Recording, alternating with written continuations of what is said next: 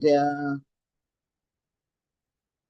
attendees at this last APF webinar for the year 2025. Our webinar today is titled Antimicrobial Resistance and Stewardship in Private Health Facilities in Africa, and it's a part 2 of the session that we had in May looking at AMR, AMS in private health facilities. In that session, we had a panel full of academic pharmacists who put us through on some of the training initiatives around AMR and AMS. In today's session, we're looking at practitioners talking to us about what they do, what challenges that they encounter, and how they've been able to surmount some of these challenges with regards to AMR in private health facilities.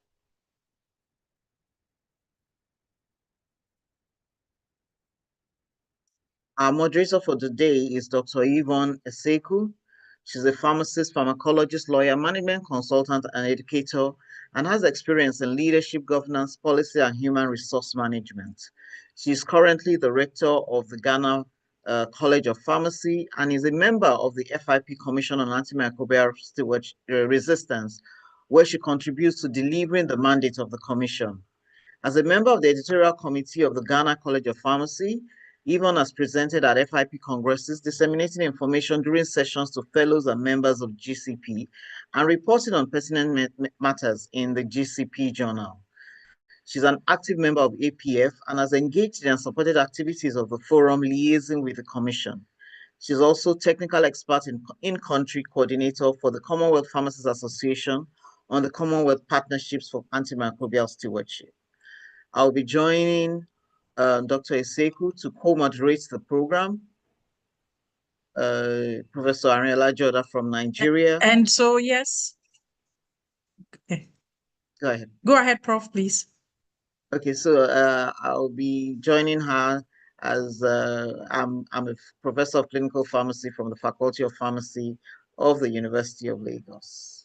I currently also serve as Secretary General of the Society for Public Health Professionals of Nigeria. I'm coordinator of the Lagos State branch of the Clinical Pharmacists Association, and right now I'm the Vice President and Treasurer of the African Pharmaceutical Forum.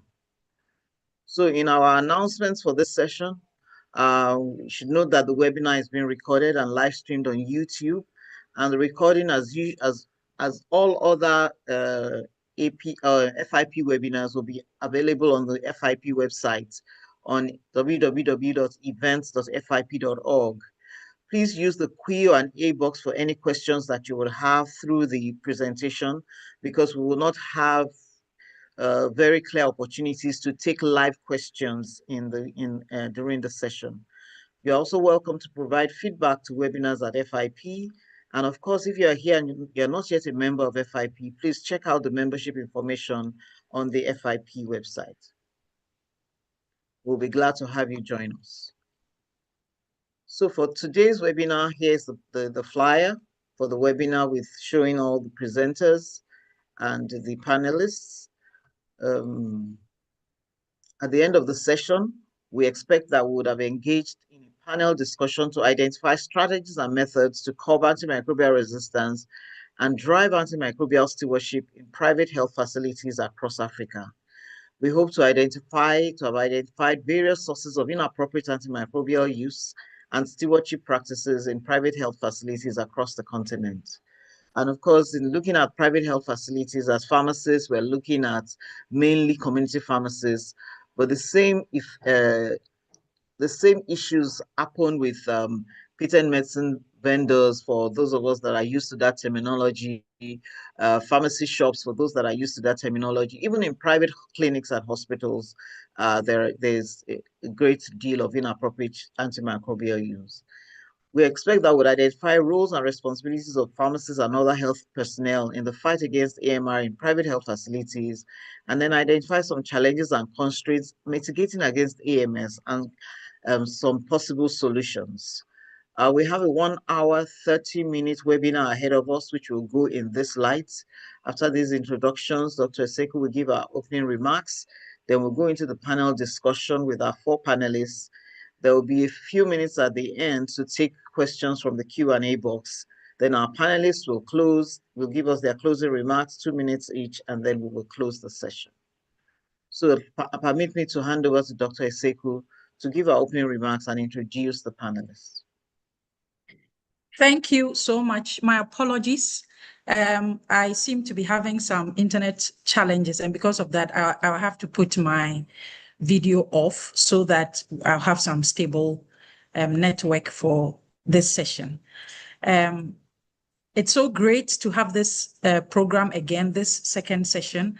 And as you are aware, the FIP AMR Commission is set up to look at how we can handle this fight against antimicrobial resistance. And effectively, what we do at the Commission is to provide expertise and advice on AMR across research, pharmacy practice, and education, deliver AMR related events like this one in collaboration with various institutions such as APF, the African Pharmaceutical Forum, to work in collaboration with public and private practitioners, promote focused education and training on AMR for undergraduate education and professional practitioners, to advocate for optimized antimicrobial use, antimicrobial stewardship,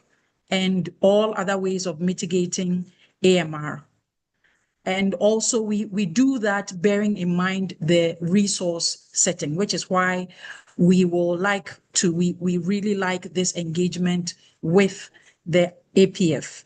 We also look at exploring global initiatives in AMR and opportunities for pharmacists' involvement, as well as supporting scientific research to generate knowledge and evidence on antimicrobials to rationalize antimicrobial use and minimize resistance.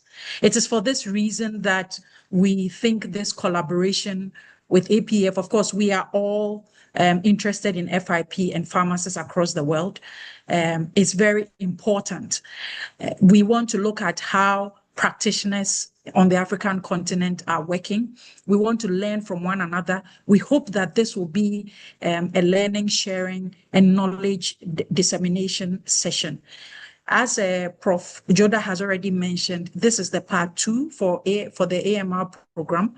The first one was very insightful, and we hope that with the engagement that we will have on this very strong panel today, we will all take something with us, which will help us wherever we think our practice is, to help us contribute to AMR and AMS.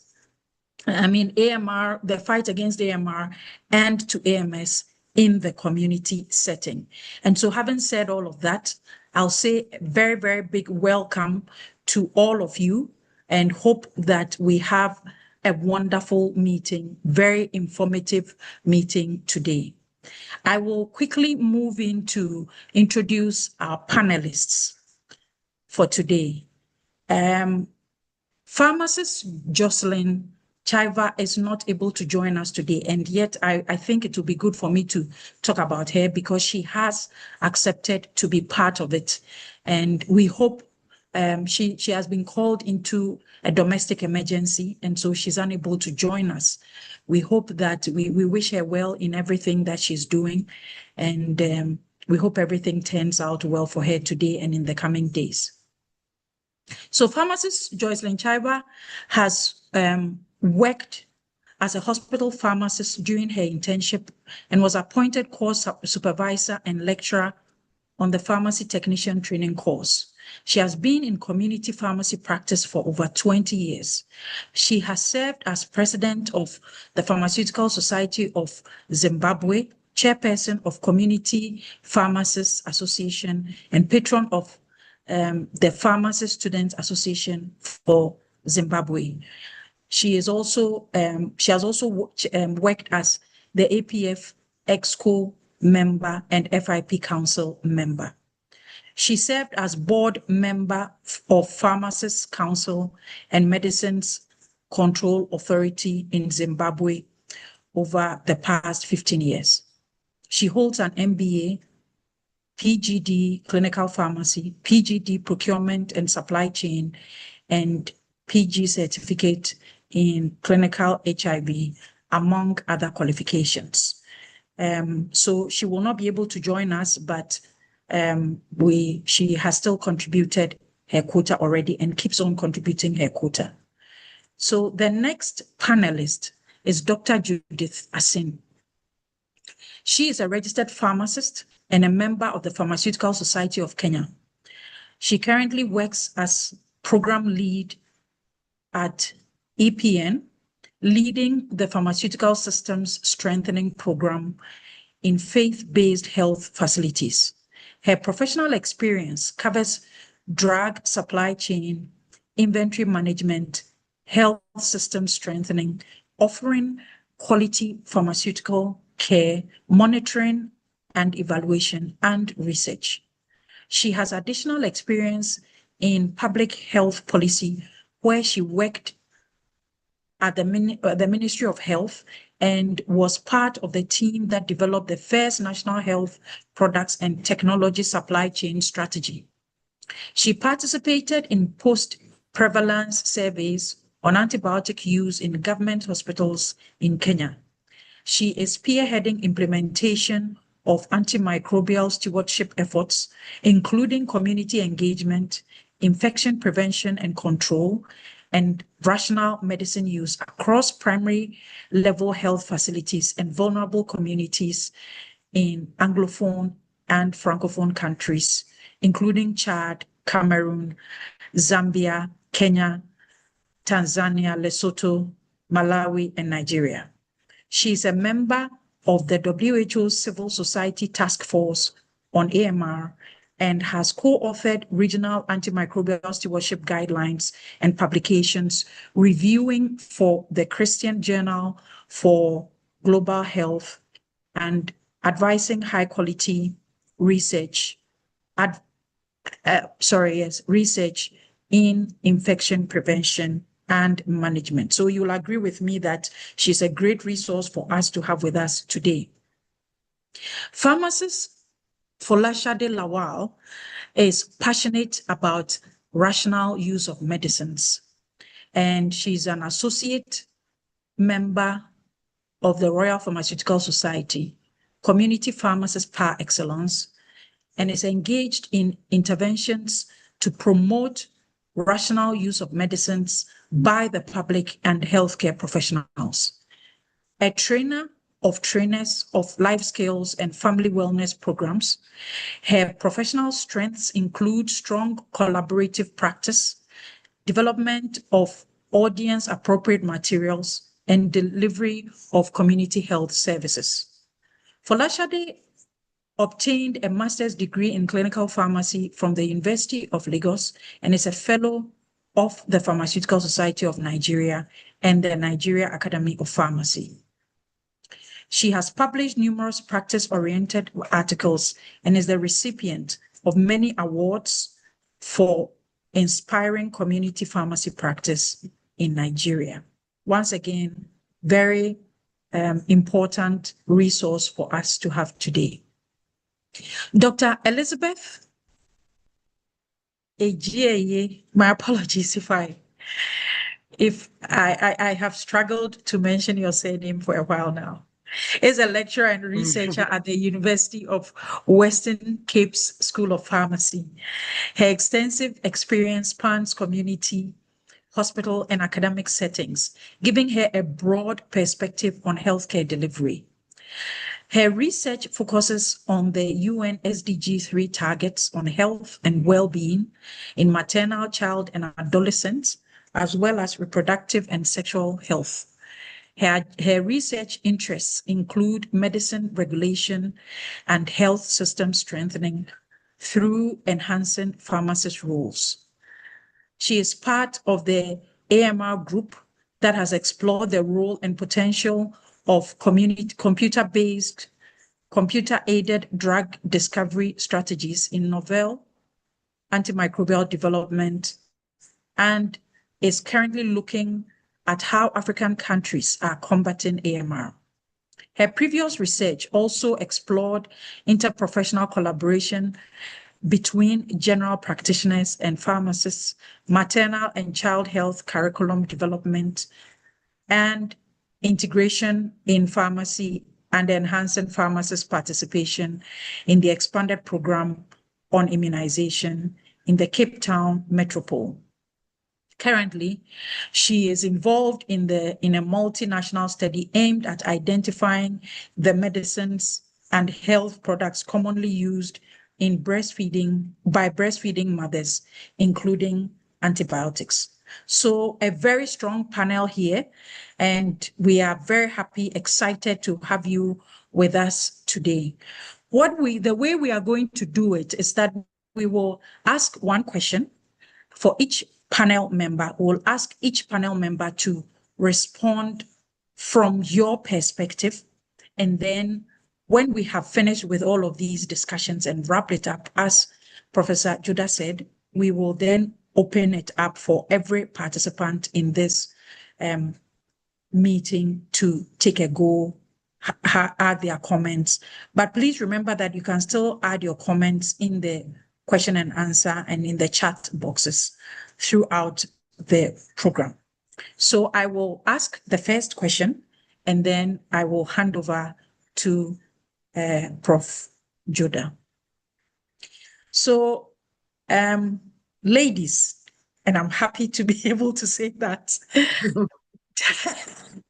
tell us your current role in your facilities towards AMR in your country. So just tell us everything. We want to look at roles that we may not even be aware of, interesting things that are happening and what you are doing in that regard.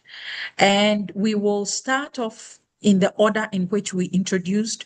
So we'll start with Dr. Judith Asin. After that, Folashade will continue, and then Dr. Elizabeth will wrap up that question. Please, Dr. Asin. Okay, thank you so much, FIP, for this webinar. I'm so happy to be here and honored to be among the panelists. And I hope whatever I share, you tend to learn a thing or two, or, whatever resonates with you as well to take home. So as introduced in the bio, currently I work for Ecumenical Pharmaceutical Network. It's a faith-based organization where I'm part of the system strengthening program and heavily involved in designing interventions that will really be implemented at the facility level. Now, the types of facilities that I work with are the primary level facilities, because we noticed many a times when you talk about AMS, it's always directed to the referrals and the secondary level, and so we wanted to also trickle down those interventions into the primary level facilities. So I'm involved in managing and spearheading the antimicrobial stewardship programs in these facilities, cutting across quite a number of countries, as mentioned in my bio, which I don't want to repeat.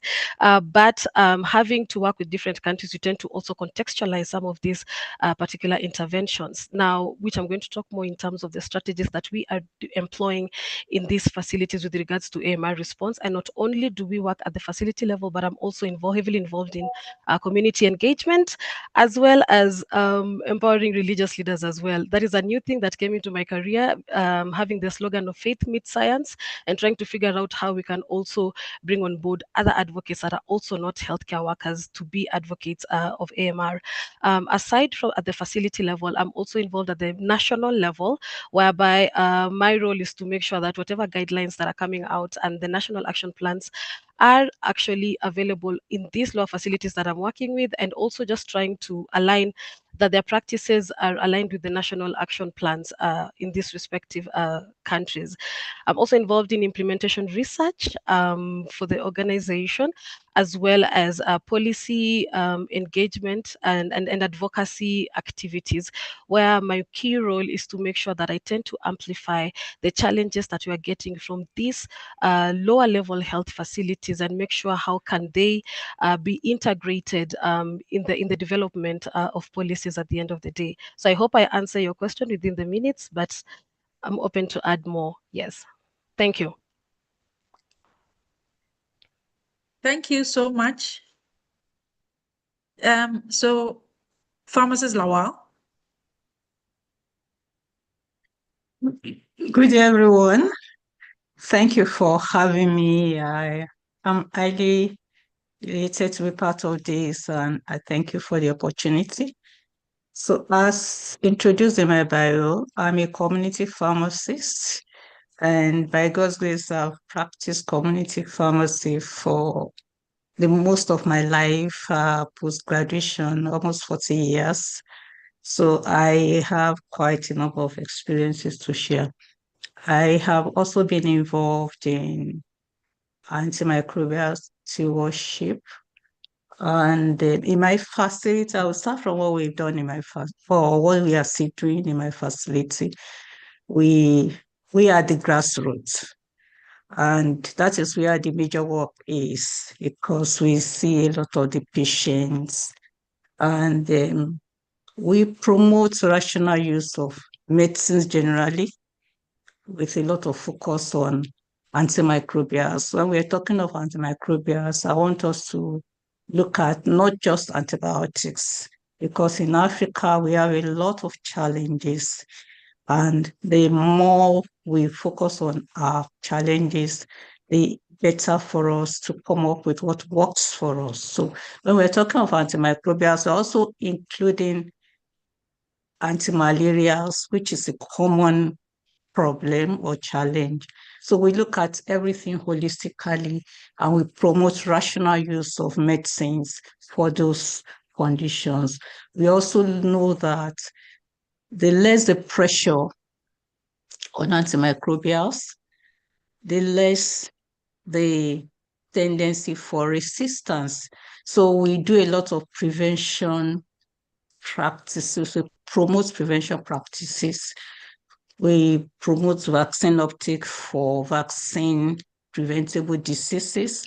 We do a lot of work within our communities, within the pharmacy, to promote prevention of the key diseases like malaria, so that the moment you see in this environment generally, every fever is seen as malaria.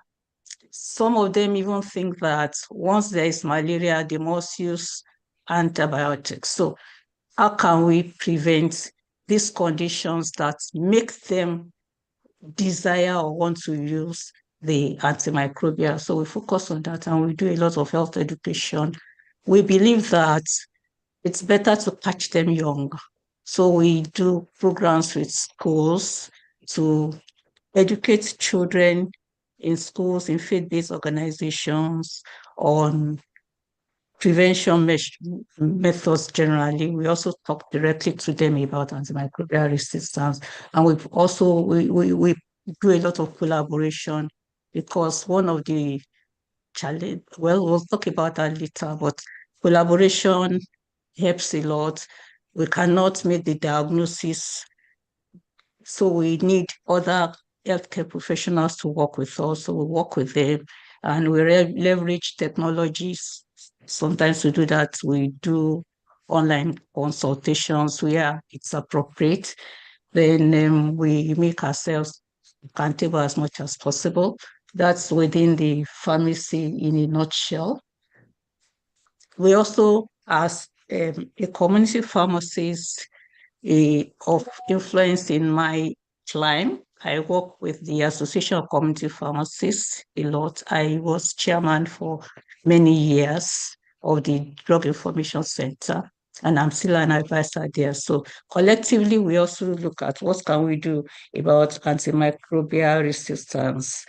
Recently, we had a webinar like this to address antimicrobial resistance in Nigeria. And I know there are also 2 other pharmacies that are doing their bits to contribute to antimicrobial stewardship. So I've also had to work with some international organizations like MIU Superbug. In the UK, we worked together for some time to look at what can we do about antimicrobial resistance. Let me halt it there for now, so that we can take other questions. Thank you for having me. Thank you so much. Dr. Elizabeth, please. Good afternoon, everyone. Good day to everyone, wherever you're joining from. I would like to appreciate the organizers of today's webinar for having me here. And as read out in my bio, majorly an academic with an academic background, but with a lot of community engagement experience as well in my academic practice. So in terms of what my role or what I do, basically my contribution to antimicrobial resistance in terms of what happens in my space will be more into the research and advocacy and the research advocacy training aspect of AMR AMR prevention. So basically, as a lecturer, I train students, I train pharmacist students, and also I am fortunate also to be one of a lecturer that trains the nursing students at our university in the module of pharmacology. So I'm a pharmacology lecturer, so I get to engage with nursing students. And one of the major topics that I teach them I teach the second year pharmacology, to nursing student. And one of the most important topics that we get to go through is antimicrobials, and then I get to explain to them to teach them what antimicrobial resistance and what antimicrobial stewardship is. And this really brings me a lot of joy, because then I know that I'm enhancing and training a generation or generations of nurses that would be able to contribute to the prevention of antimicrobial resistance in practice, because we know that when we have, particularly with our inpatients, the nurses are the ones that handle the administration and management of such patients. So it actually does really give me a lot of joy to be able to take the students through these topics: rational medicine use and antimicrobial resistance and antimicrobial stewardship, and exposing them to what the national guidelines are in terms of antimicrobial resistance, in addition to the pharmacy students that I also do teach. In terms of teaching. In terms of research, I have done a bit of research in terms of antimicrobials, where, according, as I said in my bio, the uptake of vaccines is a major area of concern for me, being someone whose main area of research interest is in maternal and child health. So I'm very, very interested in and vaccination uptake to prevent a lot of the diseases that are caused by organisms. So I did research for the city of Cape Town to look at how pharmacists are engaged in management of the cold chain, which involves the storage of vaccines, and how pharmacists' roles can be improved in the area of vaccination.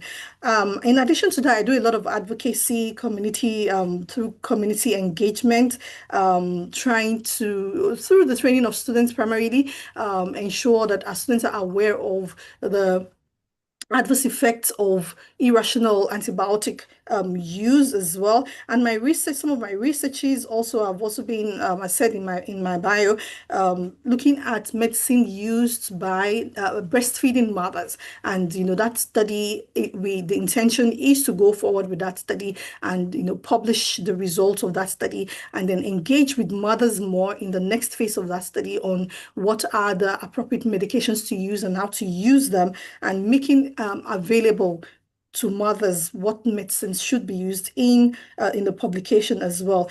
Another thing that I found very interesting that I've done is how the administration methods of oral antibiotics can cause antimicrobial resistance. So if oral antibiotics are not appropriately used, the right doses and the right measuring instrument is not used, how this can lead to antimicrobial resistance. And this I did with a few of my research group students, and the outcome showed that it's very important that pharmacists particularly are able to understand what measuring instruments should be given to mothers and how to explain to mothers to use them appropriately to prevent antimicrobial resistance. Thank you very much.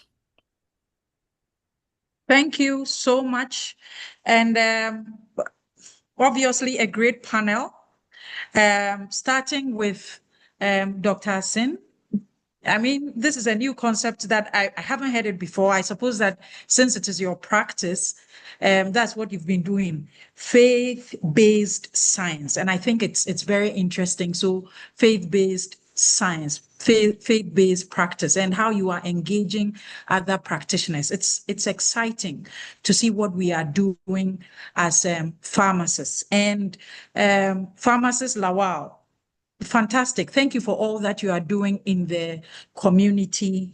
Vaccine uptake, for me, is a pet topic, but I'm very, very much interested in pharmacists being engaged in vaccination. And so when we are promoting vaccine uptake, it's exciting. And also, thank you so much for joining us all the way from Canada. We know that you are, it's like 3 a.m.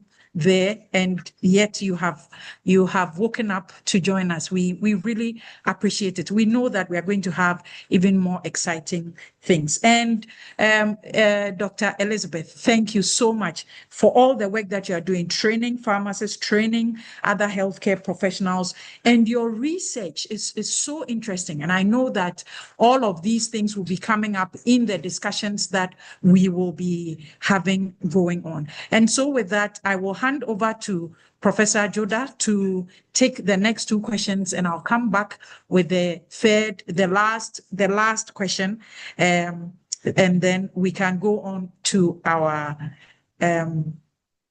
questions and answers. So, Prof. Joda, please take over. Thank you so much, Dr. Esseku. And thank you to our panelists for being here. So the next question talks about what are the strategies and methods to curb AMR and drive AMS in your facilities in country. I'm going to start from the back this time. So we'll start with Dr. Ege to share with us some of the strategies and methods in country to drive AMR and AMS in private health facilities. Now, we know that there's been a lot of focus on the public health sector, the tertiary health institutions, the secondary healthcare institutions, but at the community level, what are some of those strategies that you know that you are using or that you're teaching, as the case may be, in curbing AMR and improve AMS in private health facilities? Over to you, Dr. Ege.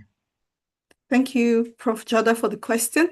All right, so in terms of the strategies that are being used for successful antimicrobial stewardship in South Africa, in country, as you mentioned, it is very important that the private sector is involved in this fight against, it's called a silent it's called the silent killer, the antimicrobial resistance, the war, but it's very loud. It's very loud in that when a patient is not able to, when a physician or a healthcare provider is not able to find the appropriate antibiotic to give to a patient, then it becomes a very loud problem. So some of the strategies that have been put in place and that the private health sector in South Africa is encouraged to also use as part of what is called the prospective audit and feedback, PAF. Prospective audit and feedback. This is referred to as a gold standard, where pharmacists are to review active prescriptions, and once those prescriptions are reviewed, they're to speak directly to the doctor to suggest if the antibiotic needs to be de-escalated. This de-escalation would mean that they could move from a broad spectrum antibiotic back to a narrow spectrum antibiotic to reduce the risk or the possibility of AMR occurring. Another major thing that the private health sector here, and particularly when I hear it's the system here, the private hospitals in particular are taking, what we see in recent times is that they're taking up a lot of clinical pharmacists, taking on a lot of clinical pharmacists. In fact, two of my colleagues have resigned from the university to go, and they have clinical pharmacy, masters in clinical pharmacy degrees. They resigned from from academics to go and join the private health sector, just to indicate to you how much that sector is taking up clinical pharmacists to ensure that they are able to meet up with the requirements according to the Department of Health. So in addition to the prospective audit and feedback which pharmacists need to do by speaking to doctors, there is a surgical prophylaxis focus which also occurs where patients, it's in place to ensure that antibiotics are given to patients during surgery, and this can be done like an hour before surgery, but currently it is being ensured that the antibiotics are stopped within 24 hours. So your IV antibiotics are stopped within 24 hours, such that the patients can now be placed on oral. So it's called the IV to oral switch. And another thing that the private sector is encouraged to uptake is integration of technology in their use of antibiotics, antimicrobials in particular. So to ensure that, and that this comes in the form of guidelines, your apps, such that they can have quick access to the required national guidelines in terms of antibiotic use. Also, nurses, I told you earlier that I train nurses. Nurses are also being regarded as stewards of or stewardship partners in the AMR or anti-stewardship program. So pharmacists are training bedside nurses to recognize red flags when it comes to the use of antimicrobials, antibiotics in particular, and the audit and the feedback. It is important now that the private sector is encouraged to have a surveillance and a reporting system in which the use of antibiotics is reported, is monitored, and reported as well. They are also encouraged to track the defined daily doses of antibiotics that are being used, so that they can easily identify where the issues are arising, where resistance can occur or is occurring in the facility, or where the resistance is occurring. Then another thing that is being encouraged is the use of rapid tests, point of care testing, where if the facilities are able to use the test, do this test, they will be able to identify when not to use an antibiotic, but especially if the infection is caused by a virus, and there will be no need to use a bacteria if these tests are being carried out. Thank you very much. Thank you very much, Dr. Ege. Very concise strategies. Over to you, Famlawa.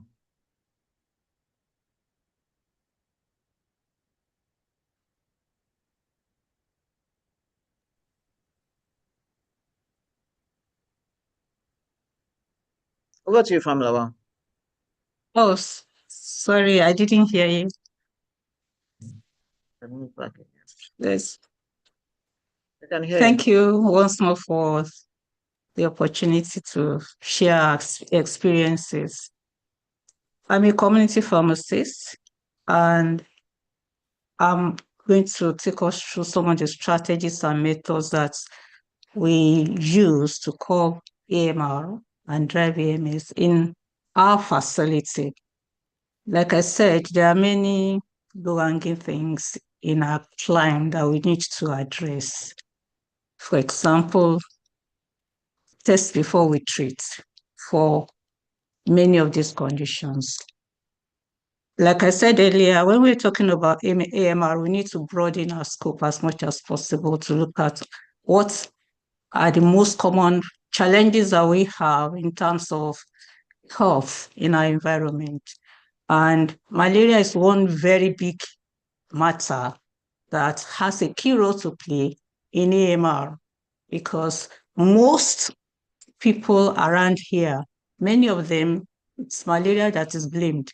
And when they blame malaria, they automatically typhoid or whatever comes along with it. So treating malaria, they are looking for antimicrobials to use along with, antibiotics. So what we do, we try to help them to identify if they have malaria or not. And we promote a lot of tests before they treat. We have done so many things to encourage that, because in our environment, another challenge is finance. A lot of people pay out of pocket. So they don't want to pay to do a test before they treat. Sometimes they will tell you, if we pay to do the test, how we get money to buy the drug. So we make the test as accessible as possible for them. And we have standard operating guidelines to audit ourselves within the pharmacy, so we know what to do at what point in time. We drive a lot of health education among clients in the community as well. And to make that more effective, we have online groups for our patients where we do a lot of health promotion, a lot of preventive talks, and we help them to understand the rudiments. I recall some time ago, a nursing mother wanted a particular antibiotic. And when I engaged with her, she said her newborn baby was passing stool frequently, and someone advised her to use the antibiotics that will pass through the breast milk to the baby. Oh, wow. You can imagine that. That's the level of education some of them have in terms of health. So we take them from the rudiments, we help them to understand what all these things are about, and try to take them away from limiting or blaming malaria and typhoid for everything. That's a lot of work that we do there. Then we also work with other healthcare professionals. Like in my community, we are looking to come together to set up some strategies to work together, work together as healthcare professionals now. What can we do? We started thinking along that line, and one of the influencers is a renowned laboratory scientist. We are working, we're looking at what can we do within the community that will involve all of the healthcare professionals instead of working in silos. So working in silos is not achieving much. Mm-hmm. And like I said, we also go out there to talk to children, particularly. Children are a very great resource in driving health education, health promotion. You teach them what to do and they run with it. They are also great influencers. So we do a lot of focus on them. We want to, and then, what they learn from childhood grows with them. And we are looking to a generation, like my previous colleague said, AMR is invisible, but the patients are visible. The patients, and we all are at one point or the other. So let's say we are all visible.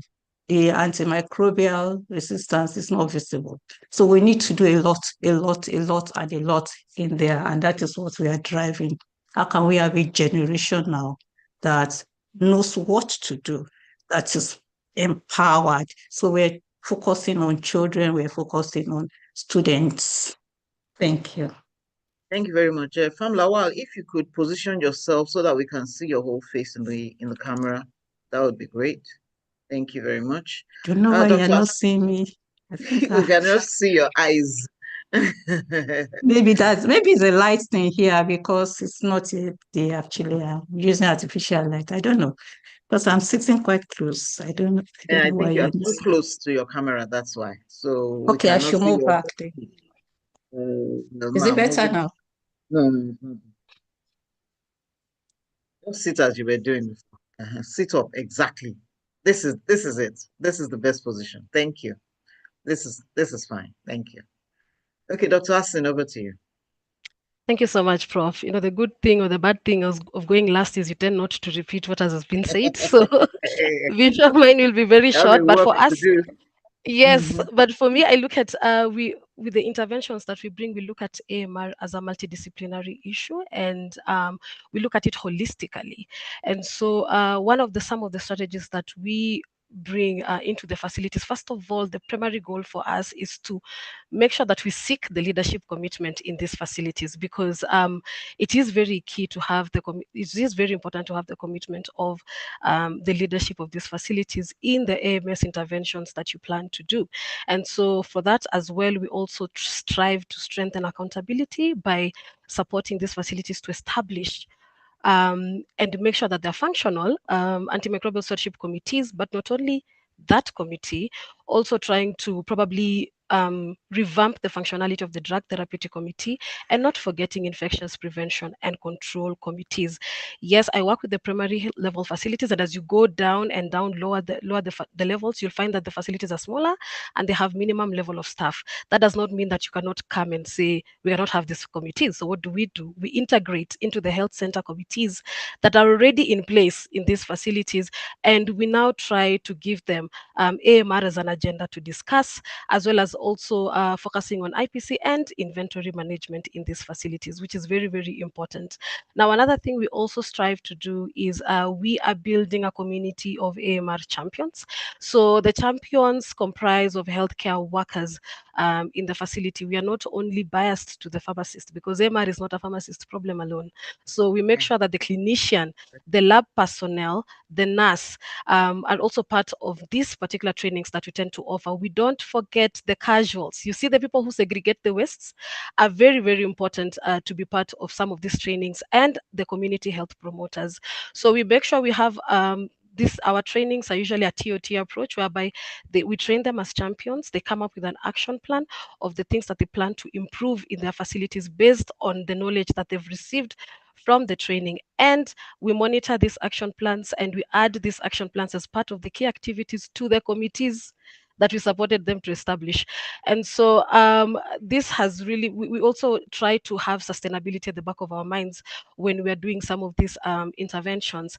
And from this training, you find that they tend to also now train their peers, as well as just keep up the momentum of these committees, and conduct several CMEs, as well as awareness and education sessions. Now, for us, community engagement does not just start outside the facility, but we start at the outpatient waiting bays, whereby we come and we train them. So we support our champions to design culturally accepted IC materials. We do believe that some of these patients that we want to approach are illiterate. So we tend to also have job aids, things that will make them really, really try to understand the messaging that we're trying to put across. So that is how heavy we do our community engagement activities within the facility and not outside the facilities. And of course, there are those campaigns that we tend also to do outside. Now, we know we cannot separate AMR and IPC. Infection prevention control is very, very key in the facility. As long as we reduce the instances of raising infections, we're going to reduce the instances of us using these antimicrobials. And so in terms of IPC, we tend to promote WASH programs. Clean water and sanitation is very, very important. Do these facilities even have clean water, in the first place? So those are the things we look at. We don't forget the waste segregation aspect. Proper waste management is important. There are burning chambers. How are they? We've had a scenario in a facility in Kenya whereby, I wish I had a photo. You will see how the burning chamber looks like, and you will just know that if they even burn this waste, it is still a hazard in the environment. And so we come in, and these are the things that we tend to sort out. Okay, not forgetting the fact that we are also, I'm also a pharmacist, and I tend not to ignore the pharmacy side.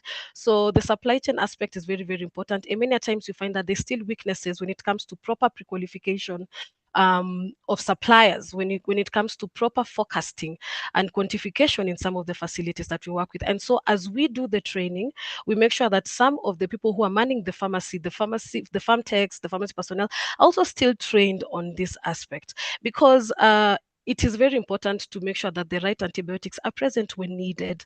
Out of stock is one of the key drivers of AMR, or just having an antibiotic that is there for the sake of it being available, and hence it forces clinicians to just use that one because that's the available.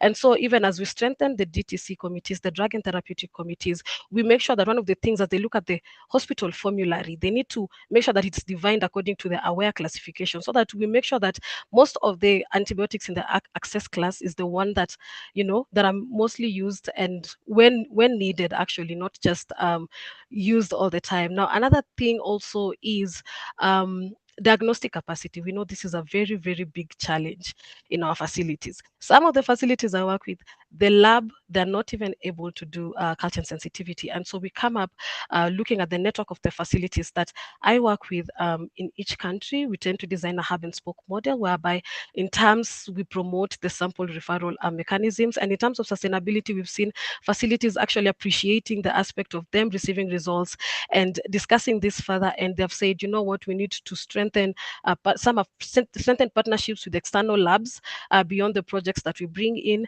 And some have actually prioritized. You remember the leadership commitment? They've actually prioritized to expand their laboratories. Another thing that we tend to accept in this region that we work with called Sub-Saharan Africa is the circulation of substandard and falsified medicines. This is a very, very important overlooked driver. I know many a times we assume that the drugs we're dealing with have the right API, but many a times you'll find that they actually don't. And that is one of the gaps coming in when it comes to regulatory enforcement. And so what we tend to do, even at EPN, we have this thing called the mini lab. It's really a very small briefcase whereby we support some of our drug supply organizations to have them in play. It uses the thin layer chromatography technology to be able to test the quality of the medicines. And so they tend to sample drugs randomly from these facilities that we work with. Now, if at all they tend to find that, the spotting is a bit of a query, then we support them to send these particular samples to a WHO pre-qualified laboratory. Mostly we use Mission for Essential Drug Supplies here in Kenya, a WHO pre-qualified laboratory, and they're going to give us a very nice certificate of analysis telling us this is the actual amount of API that is there. And as we're doing that in the back end and in our advocacy, we tend to make sure that we are aligned with the regulatory authorities, and they've tended to accepted the mini lab as a complementary method and not competitive method in the countries. And even in Nigeria, we've gained very good MOUs with NAFDAC, and we're working together in that. Now at the facility level, what we tend to do is also just support these champions and the healthcare workers that are at the point of receiving the medicines from the supplier to do what we call the visual inspection. It's just random checks, but they need to know that it's important to do these checks. Look at the packaging, look at the physical characteristics. I know it's something that even me, I've worked in a facility, is something that you will know very well. I'm getting from this supplier. Of course, the quality is good, but you tend to just make them aware that it's important to do this. Remember, AMR response, it is also determined a lot by behavior change. So those are some of the strategies that we put in play. Now, back to community engagement, as I had mentioned earlier, we tend to expand our advocates, not only healthcare workers, but also community leaders and also religious leaders. And why do we do that? Because these are leaders who have tried to actually gain influence and trust in the community. You'll agree with me, in some communities that the patient or the community, the member of the community will listen to the religious leader more, or to the community leader more, or to the traditional leader more compared to the doctor. And that is why we saw the religious leaders being used during COVID-19 to be able to address vaccine hesitancy. And so we tend to use them as well.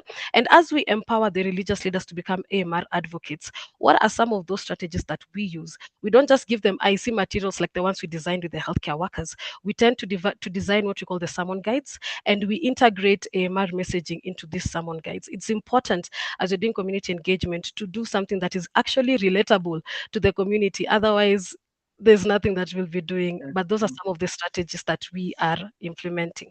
Thank you. Thank you so very much. There's a quick question on the question and answer box asking if you could provide the cost, the base, if you have an idea of the cost for the mini lab. I don't know if you can respond to that question on the question and answer box directly, so that everybody can have the benefit of that response. Okay. A lot of the questions here have to do with practical globally scalable strategies to combat AMR, and I believe that these are already being shared by our panelists now. Our next question, and we'll be starting with Pamela Wow for this one, so that we do mix and match. What are some of the sources of inappropriate antimicrobial use and inappropriate stewardship practices in private health facilities across the continent, and what are some of these contributory factors?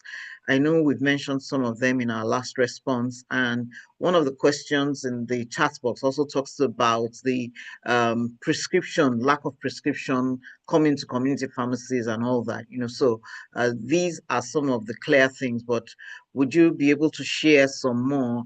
And please, I'd like each of our panelists to answer this question in like 2 minutes so that we can go to the last question and have a bit of time to take some other questions from the chat box. So, Pharmacist Lawal, over to you. Thank you. I think a big influence is the health supply gaps that we have in terms of access to health because of the pay out of pockets that happens most of the time. So patients want to self-medicate. And because these drugs, many of them are available in the wrong places, drugs are freely available, especially antimicrobials. So they go anywhere to buy. I heard somebody one day said he went to buy something from just like pure water. And the person selling water, somebody came there and said, I want a tablet of a particular antibiotic, and it was given to him. So there's free access to antimicrobials, and then there's very little knowledge, medical knowledge. We need to do a lot of work there. We need to, okay, let me focus more on the inappropriate use and not what we should do. So there's a lot of demand because people just want to get well. They don't understand what these products stand for. There is also a lot of poor nutrition that drive infections because the less there are infections or the drivers of the need for antimicrobials, the less there's the demand for them. So poverty is a key thing. Poverty drives people into wanting to use. And the fact that many of them don't even know what to do with what is left. I'm focusing more on the low-hanging things, the little things that we seem to ignore. I remember once a woman had invested a lot of money on a particular antimicrobial, and then it was discontinued because there was a reaction. And she just said to me that in order not to waste it, should she give it to the other child that was not well to prevent that child from being ill? So those are the kind of things that drive antimicrobial resistance. And also, as healthcare professionals, if they are not properly guided on use, for example, we know that antibiotics or antimicrobials should be used at certain times. If it's not just 4 times a day, it has to be every 6 hours. But when the patient is given and even if it's daily, you just say daily, use daily. Patient doesn't understand what daily dose is. Sometimes they start on a Monday evening, and by Tuesday morning is another day for them. They're using another. So there's so many low-hanging things that we need to look at in terms of the drivers of antimicrobial resistance. Thank you. Thank you very much, Ms. Lawal. Dr. Ege, over to you.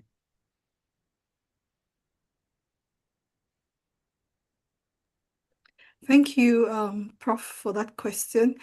So I think one of the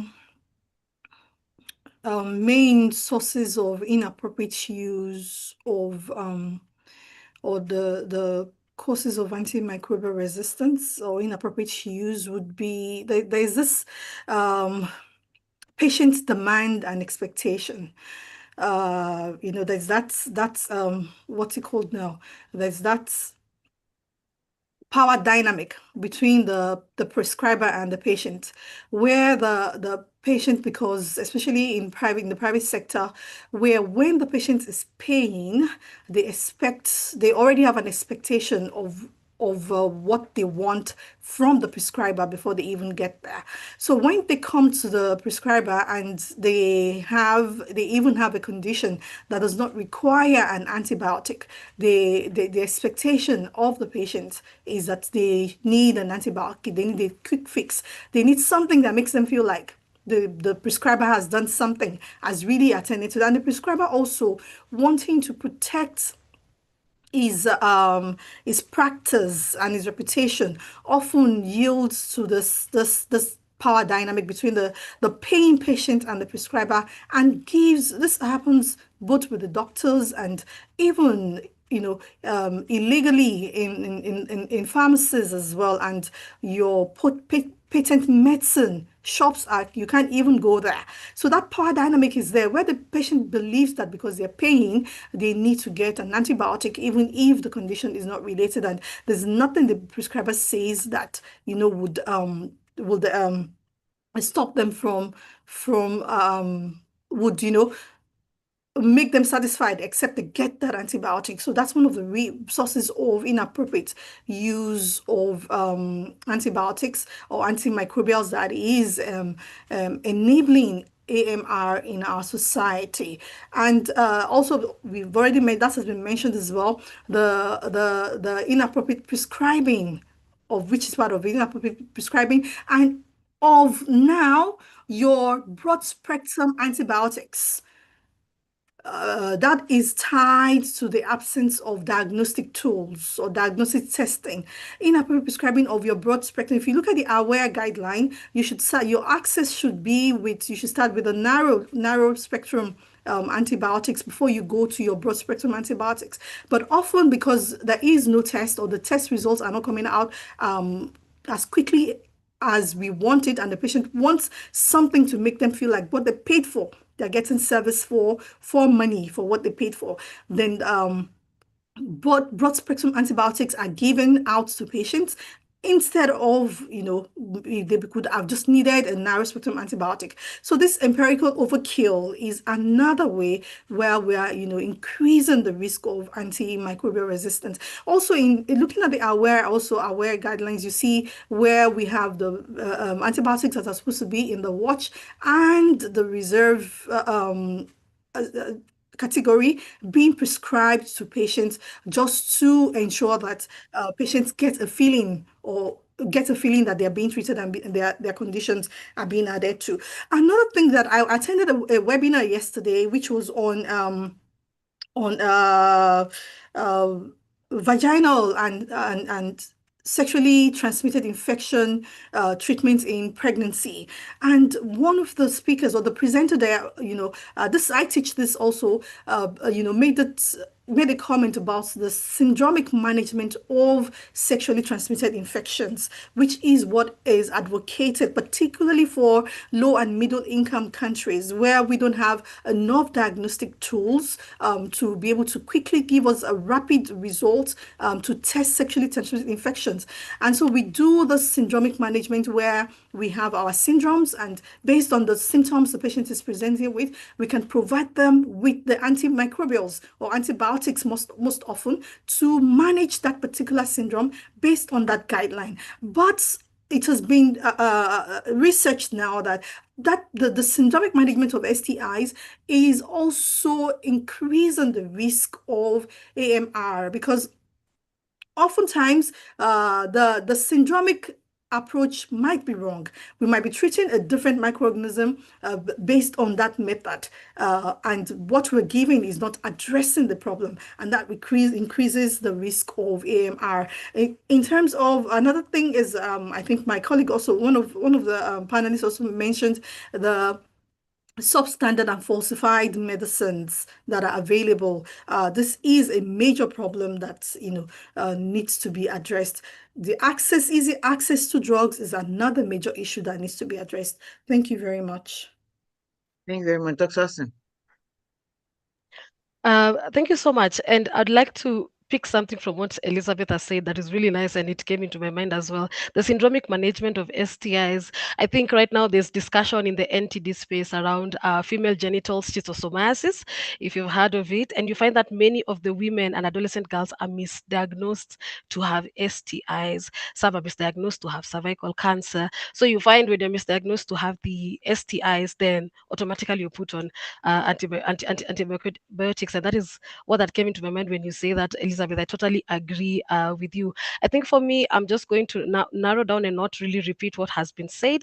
One of the things that has really been a problem in the facility is when you're having that pharmaceutical influence to the clinicians. The pharma companies come with the incentives, push our drug, and you find that is what will be in the prescriptions most of the time. And that's why it's important to do the prescription audits and also present it in these AMS committees, because now the clinician has to explain to the other healthcare workers why this particular drug was being like prescribed all the time. So that's unregulated antibiotic advertisement and incentives to the clinicians. I think it's really increases the misuse as well of antibiotics. Another thing is also the empiric treatment culture.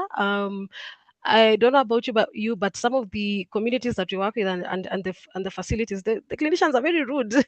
They'll be like, I know what I'm treating. I've been treating this for 20 years. So why should I request for like a test? So there's that empirical treatment culture that is really embedded and intrinsic within this clinician, that you'll tie it down to the low requests of culture and sensitivity testing. And of course, the stockouts and the erratic supply will warrant now clinicians to just use whatever that is available. I feel like that is also a very big source of inappropriate antimicrobial use, and also tying back to the use of SFs. As you continue using the substandards, your morbidity increases, and you're now going to have that repetitive use of antimicrobials as well. I have another source, but not really intrinsic within the facility, that I have seen also in some of the countries that I work with, and it's tied down to the regulatory enforcement. We have something in French called marché noir. The francophone people here can be able to get what I'm saying. Basically, in English, it's called the black market. When you go to the black market, you're going to find antibiotics being sold like peanuts, and you find that many people will prefer to go there because if I want metronidazole, just one tablet, I'm going to get it, rather than getting this whole dosage from this particular facility. And so you find that misuse in the community is happening. And sometimes it's also steered down to what Lawal had mentioned earlier in terms of affordability. Affordability is also a very key problem. And that's why someone will prefer to go to marché noir and black market and take just 2 tablets of the flagyl. And so that misuse, of course, brings or raises the AMR and brings back the burden back to the facilities. Thank you. Thank you very much. Before I hand over to Dr. Esseku, could I just ask each of you in 1 minute to please let us know if there's an enforcement of prescription-only medicines in your country right now, that prescription-only medicines can only, I know the answer for Nigeria, so I'm not going to ask you, Famlawa, but for South Africa, for Kenya, is there an enforcement that, you cannot get to a community pharmacy and get, I know black market may be a different kettle of fish, but even at the community pharmacy level, prescription-only medicines only sold on prescriptions? So I'll start with Dr. Asin. Oh, okay. So I can provide that machine is not even for Kenya, but I can provide for Kenya now for this one. Is that some community pharmacies have actually tried to be able to have that. Yes, there's enforcement, first of all, of prescription-only antibiotics from the community pharmacies. And some of the community pharmacies are actually practicing that.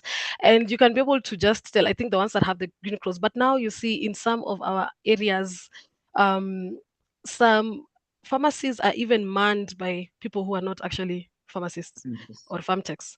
And so they know 2 times 3, right? And they will gladly just give you that particular antibiotic even without a prescription. However, that enforcement, it's there. That one I can assure, in Kenya it's there. But on the ground, some places it still has to get away with it. All right. Yeah. Dr. Ege. Yes, with regard to South Africa, yes, I would say the enforcement is there, because normally you shouldn't, like she said with Kenya as well, you shouldn't be able to get the prescription only, your POMs, without a script. Yeah, so often, and I think what really enables that enforcement is the medical aid system, where if a patient is on medical aid, then they have to go do things through the right method, right channel. You have to get a script, send it to the pharmacy before you can go and get the filling of your drugs. So that enables it. But in some other places, I know in Cape Town they try very much. Even in some areas of Cape Town, I know a few people who are able to get prednisolone antibiotics without a script. So we have the black market that is operating. But in the pharmacies, where in most of the pharmacies, I would say it is being adhered to. But then we have other cases in some other parts of the country. I'm based in Cape Town, where these things, it might be easy to get away with it. But the medical aid system is actually an enabler of the enhancing of the prescription only medicines being obtained only through a script. Okay, Dr. Lawal, Pharmacist Lawal, you can share your your comments on this, because I know you do a different practice. You're still muted. Sorry. Yeah, thank you for the opportunity again.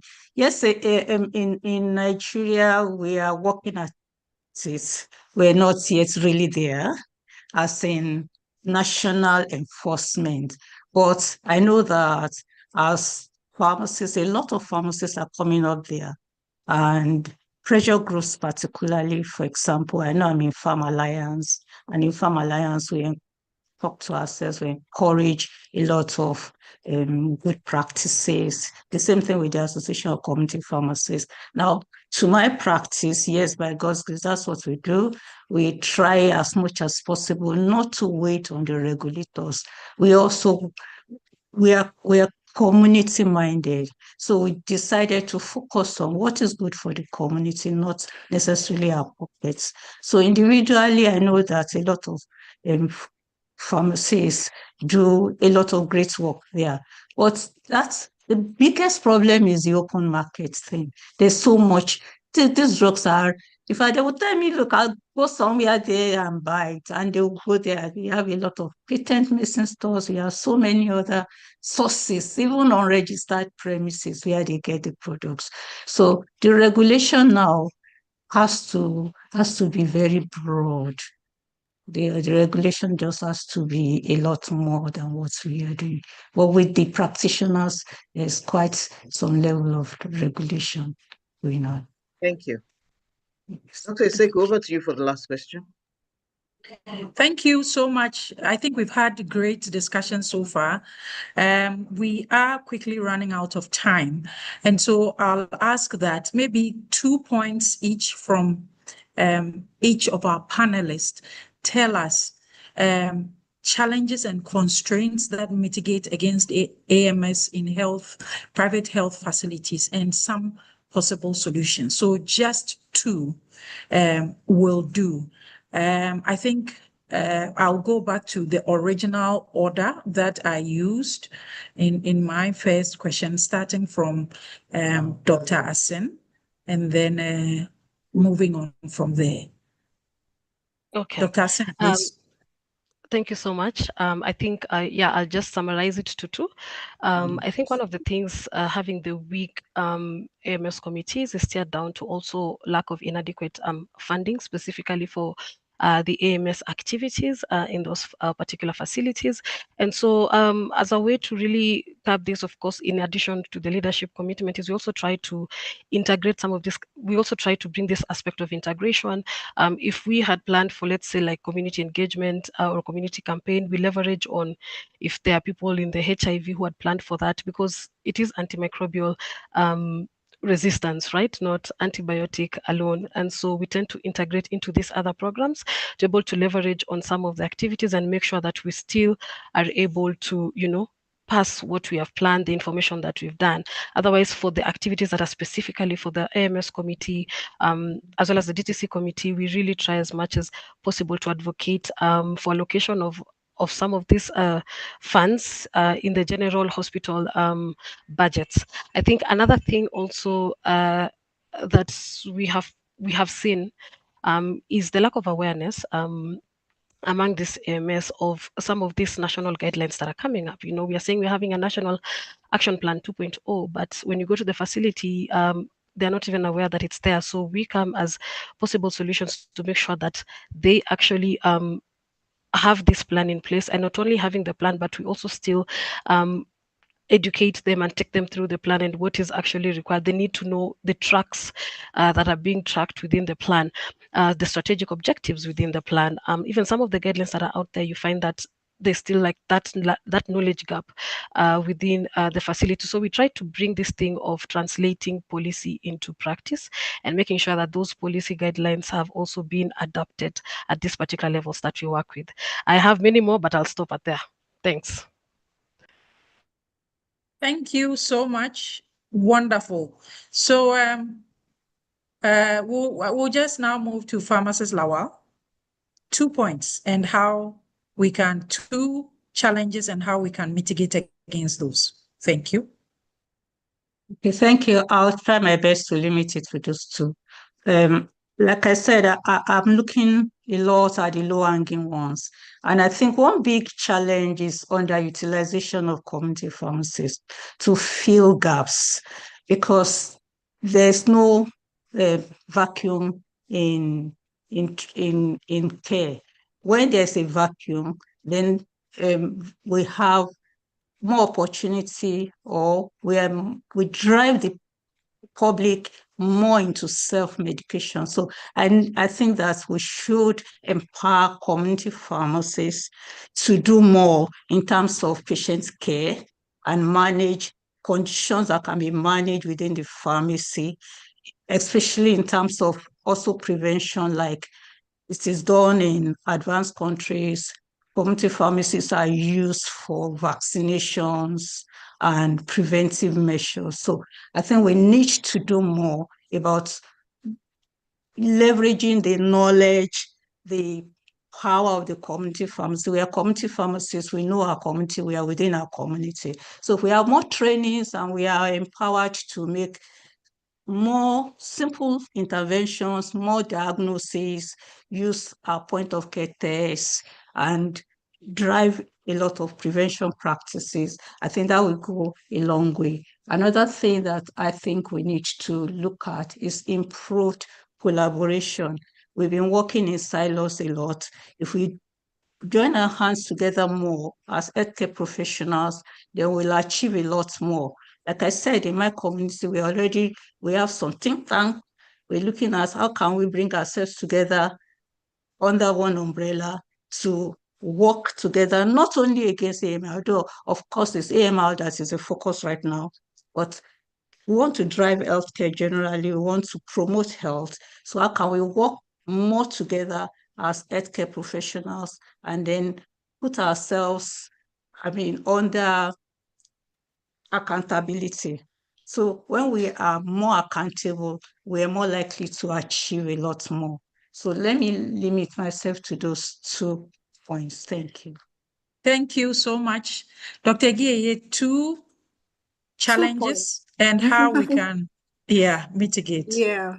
I think one of the primary challenges, even in private settings, is the doctor-pharmacist hierarchy, where the pharmacists and the doctor feel there is that hierarchy, and when the pharmacist is not often freely able to query the doctor's script because of fear of professional friction. So if this hierarchy, there's a way that we can, advocacy to enable this hierarchy to be the level playing ground for all members of the AMS team. If we all, antimicrobial stewardship team, if we don't know we're all trying to achieve the same goal, and then when a pharmacist calls a doctor or even vice versa, whatever the case is, we're ready to listen to each other as part of the same thing. That will go a long way to help us to reduce the incidences of AMR, where we can call each other to order. Another thing is the training, the education and the training on AMS, I think, and of the public, of the healthcare professionals. Now, not only pharmacists, not only the clinicians, but also all other levels of healthcare. Because I know in some areas, your lab scientists and all of those other people are also prescribing antibiotics. So we need to do a lot more education and advocacy on AMS, on the AMR, so that we all know what the silent pandemic is before it's speculated that it's going to be even a bigger problem in the future than whatever is causing the major deaths at present. Thank you very much. Thank you so much. So I think we already have a few take-homes before we wrap up. We still have some minutes. We'll take questions and answers. Unfortunately, I seem to have lost the 3 questions that were in the Q&A box. I don't know if Arinola, you have it. Then I'll ask that you read it, and I'll ask that each panelist take any 1 or 2, but definitely not all the 3, and respond to them as you can. There were 3 questions in the Q&A. Yeah, I seem to have lost it in mine. So if you can read them for us, and then our panelists can take them, please. Thank you. All right, thank you. The first 3 questions has to do with scalable strategies and programs to be that can be adapted into low-resource healthcare settings. And I think that has already been shared by our panelists while they were talking, so we can skip those.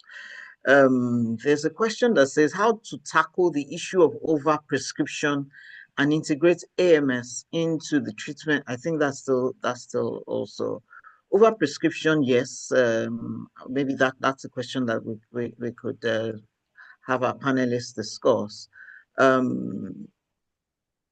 Mohammed says that it's very educative to be here. My question is that with the idea of making profit to continue running a private facility and sense of the AMS, how do you go about advocating for AMS, knowing the client might feel stressed and assess it elsewhere? I think Pharmacist Lawal, maybe you can take that question. Okay, thank you.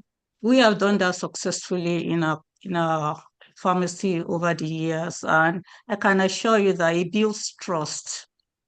When you make it about the patient, you have to make it about them. It's a long-term thing, and you might need to also engage other healthcare professionals to go along with you. So a lot of education has to be done there, and you listen to them, you help them to see what their real problems are. So that drives it. So we do a lot of education in there.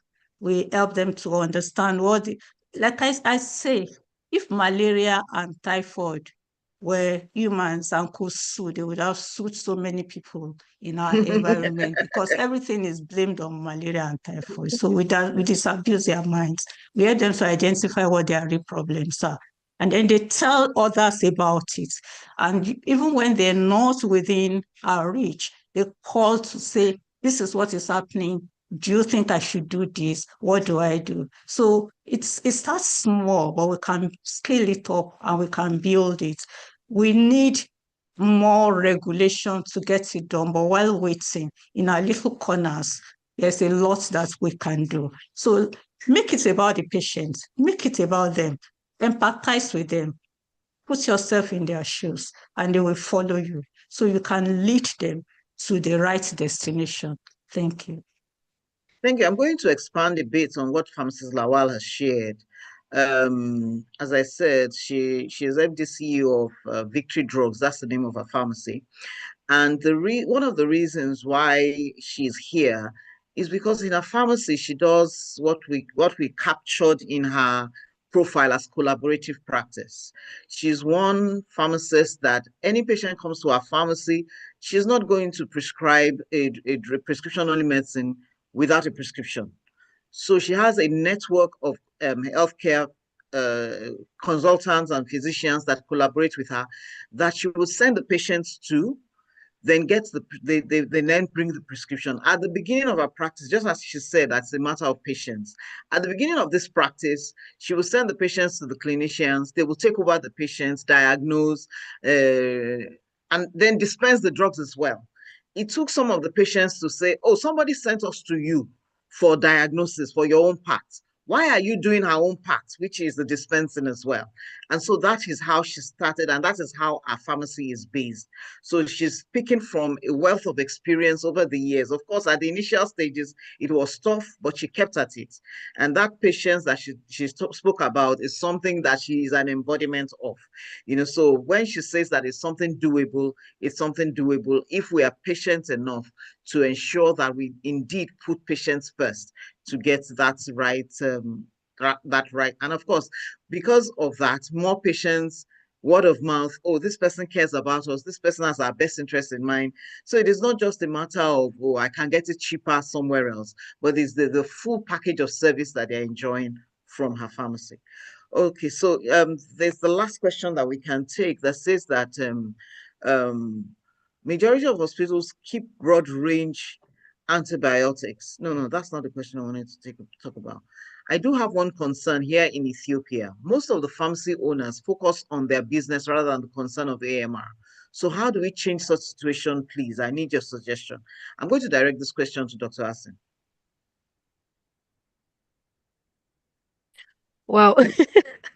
Okay, that is true, because even here in Kenya, there's so much misuse happening in the community pharmacies. As much as I work a lot with the faith-based facilities, but we always just try and make sure that, okay, from what we do, we always have this knowledge sharing sessions and forums that we bring other stakeholders together, and many a times the informal sector is usually left behind, and so we always make sure that they're involved in some of these capacity building training programs at Tibito, because most of the people who are manning these pharmacies are not even the pharmacy personnel, like in our situation. And so just trying to make sure, like, going to see, we don't really have interventions quite that are really directed to the community pharmacy, because most of us are directed to the faith-based facilities, but we always just leverage on the fact that we bring them, so that sometimes these things are happening due to lack of knowledge, but sometimes it's also happening because they know and they want to make profits. And so it's a matter of just that continuous engagement and collaboration, as Lawa had said, to see whether, because also AMR response and containment requires quite a lot of behavior change. And so that is, from my point, I think that's what we always try to do with the community pharmacy. I'm not sure if I've really delivered it, Dr. because, Again, do you have but any yeah. points to add? Yes, I would like to say that strict regulation is also very important, where if a pharmacist knows that if it is found out that they did something contrary to what the regulations say, there is a fine to pay for that. I think it would help us to, sit up, or, to do what is right, as much as individual determination to do the right thing, to obey the law, is very important. But if we can have strict regulations, our regulators also are not corrupt. They are ready to, rule, guide by the rule. That would help a lot. Thank you very much. So the last question before we go into the announcements has to do with the fact that many an anonymous attendee says that majority of hospitals keep broad range antibiotics instead of keeping large number of narrow range antibiotics to tackle infection that are commonly prescribed in all cases. What steps can be taken? We remember that this webinar is talking about private health facilities, not only community pharmacies. So looking at the private hospitals, they have, in Nigeria anyway, they have the opportunity to prescribe, they also dispense, and they administer, they do everything within their facilities. So how would be a good approach to reaching hospital pharmacies with the noise, or the pathway to antimicrobial stewardship practices? I'll start with Mrs. Lawal.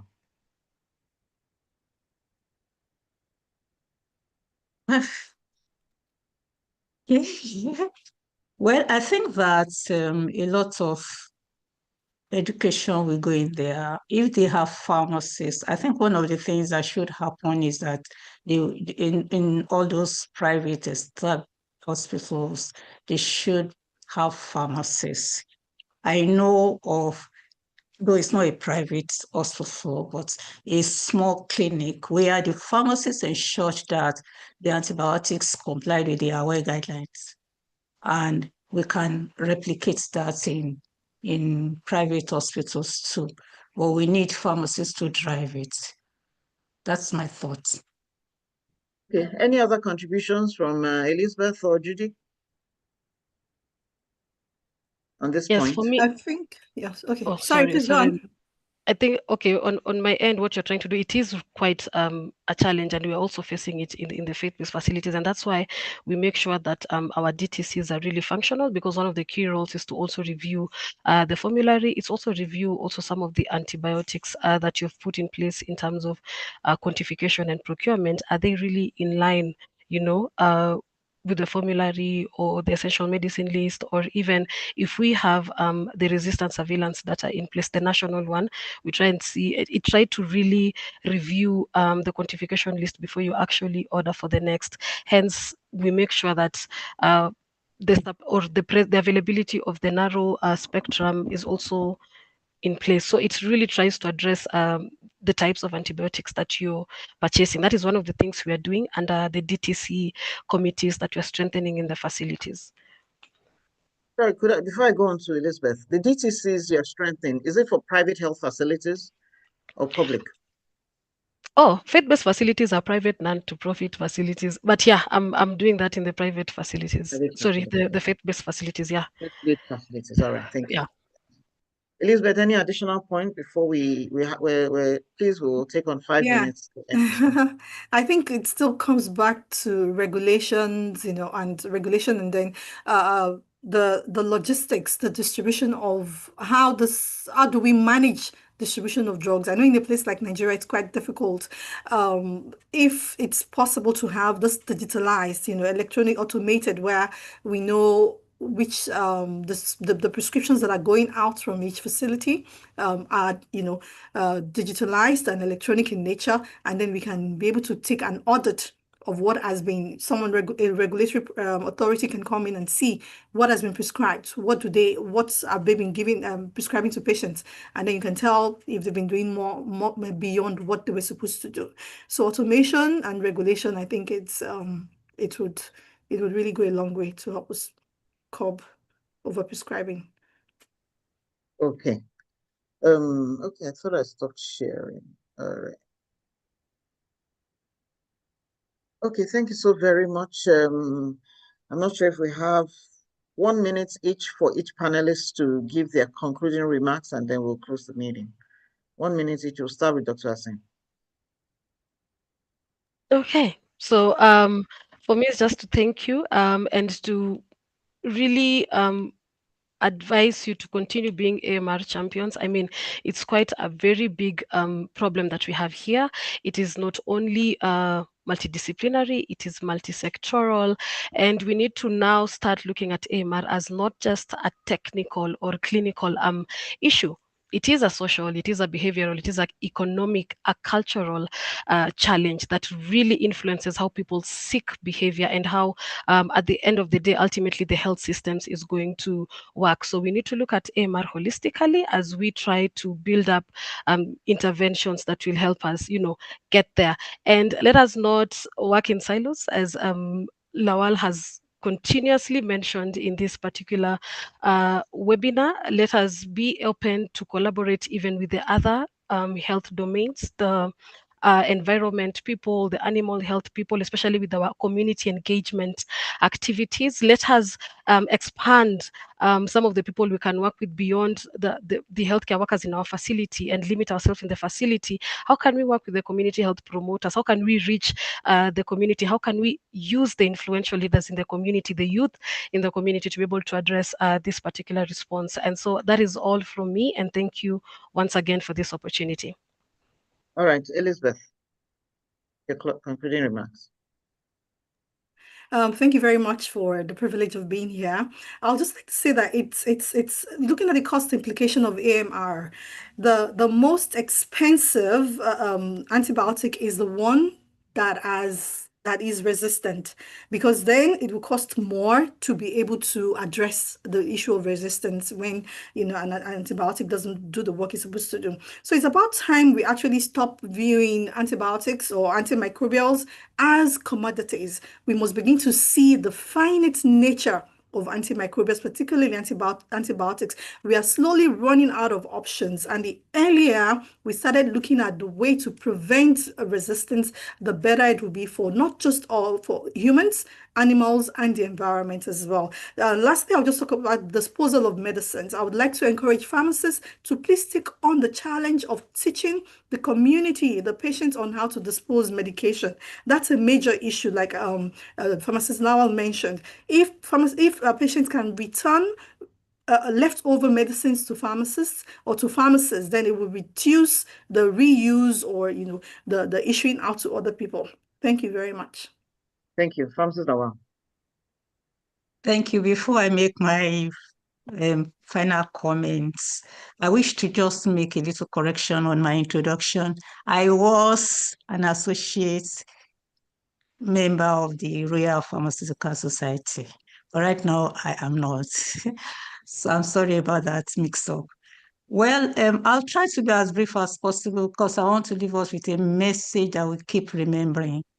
And one key factor is that AMR is invisible, but we all are visible because we are all potential patients. So we are all visible.